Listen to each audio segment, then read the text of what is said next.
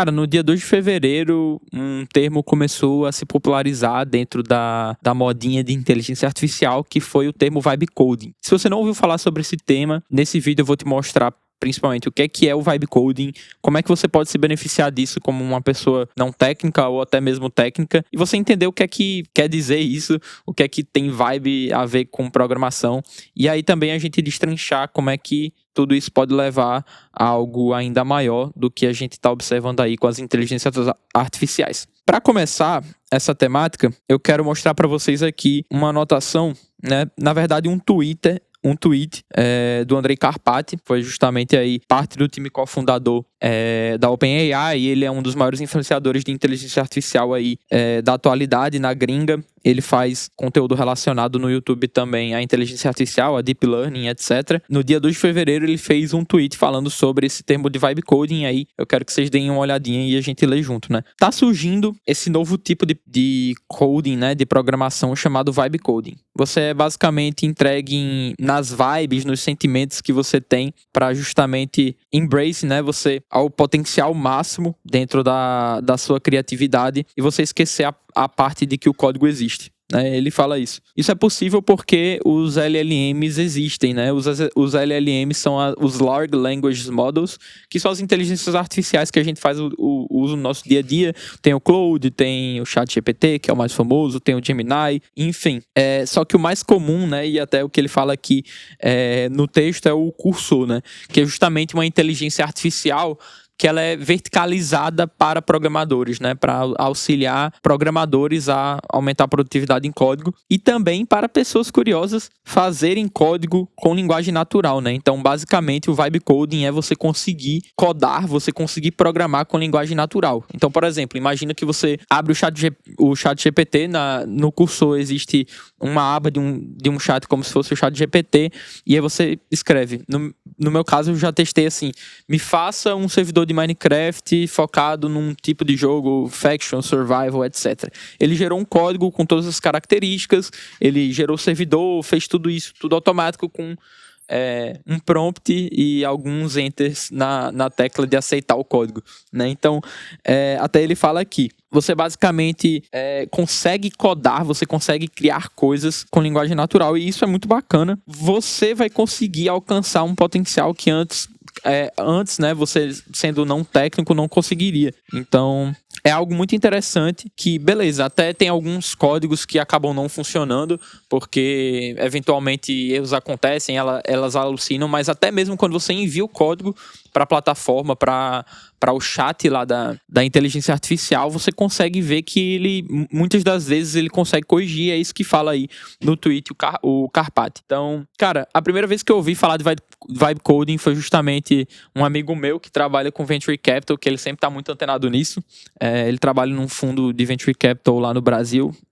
Um abraço aí pro meu amigo Rômulo. O que é que a gente pode ver e quais exemplos a gente tem de vibe coding, e não necessariamente só de vibe coding, mas até do uso de inteligência artificial como um todo? Primeiramente, o que é que o pessoal tá pensando em relação ao vibe coding em si, né? O que é que os engenheiros de software eles estão pensando em relação a essa temática? Cara, eu tô consumindo um criador de conteúdo que, inclusive, a gente vai falar um pouco mais dele porque ele está desenvolvendo um desafio. Ele foi desafiado a construir um jogo inteiro em 7 dias com vibe coding. Foi uma jogada de marketing da Cursor também, tá sendo, mas, cara, o resultado disso só... Cara, vai ser muito animador justamente ver engenheiros, beleza, usando linguagem natural para construir um jogo, né? Logicamente, tem uma vantagem de o cara ser engenheiro, e eu quero falar sobre isso também em outro momento, mas a maioria do mercado, né? No caso desse influenciador, que eu vou até colocar um print do desafio ou um print do canal aqui para vocês acompanharem depois. Ele é um cara que ele fez até um vídeo criticando sobre vibe coding é o futuro, né? Que o IC, a maior aceleradora aí de startups do mundo, fez, que ela já tá bem realmente atenta a esse mercado e a essa trending nova que tá rolando aí dentro da onda de IAs, né? Aqui no Vale do Silício, eu tô morando aqui no Vale, e por enquanto nos eventos presenciais ainda tá se falando muito mais sobre agentes de IA. como um todo, só que eu acho que cada vez mais haverão eventos também relacionados, não só aqui no Vale do Silício, mas no mundo inteiro, o pessoal falando mais sobre vibe coding, como é que você pode utilizar a linguagem natural para você poder programar. Um outro termo que foi alcunhado, que ele não é... Ele é um pouco mais antigo que o vibe coding, eu não sei exatamente porquê. Na verdade, eu não sei qual é muita diferença entre os dois, porque basicamente... Vibe Coding versus Citizen Developers, né? Desenvolvedores da sociedade, Citizen Developers, que, pelo que eu pesquisei, Citizen Developers seria algo mais voltado a pessoas comuns ou pessoas que têm o conhecimento técnico, mas não sabem codar, que eles utilizam a linguagem natural para codar. Então, é basicamente mais ou menos a mesma definição que Vibe Coding, só que eu não sei porque agora o que se alcunhou foi o Vibe Coding. Então...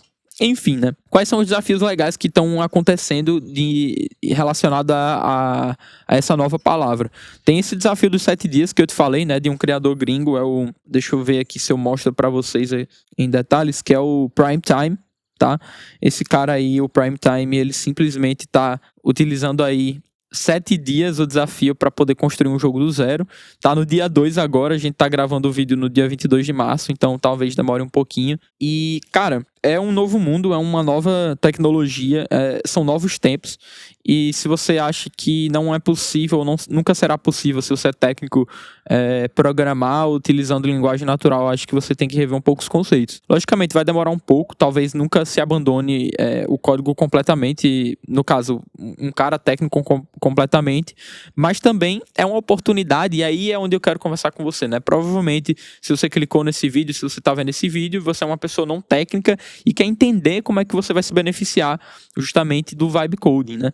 E aí eu tenho algumas opiniões, uma mais claras do que outras, né? Primeiramente, para sustentar o argumento de que cada vez mais vai ser substituído a codagem normal pela codagem de linguagem natural ou da própria inteligência artificial, justamente porque o código, 25% de todo o código produzido no Google hoje, dentro das features, dentro da própria empresa, são feitas por IA, e esse número deve estar desatualizado, porque esse número que eu tenho aqui é de outubro de 2024, então naquela época, né, há 5 meses atrás, o Google já estava utilizando aí 25% de todo o código produzido com IA. E em segundo ponto, mesmo que você seja uma pessoa não técnica, é um ótimo momento também, não só a inteligência artificial, mas principalmente também essas tendências de vibe coding, de agentes nem tanto, mas ferramentas que permitam você programar usando sua criatividade, basicamente você gerando prompts e você não mexendo praticamente nada em código, é muito interessante porque você vai conseguir também utilizar isso como uma porta de entrada para se tornar uma pessoa técnica, né? Atualmente eu sou um founder não técnico, eu não tenho habilidades em programação, em nada do tipo,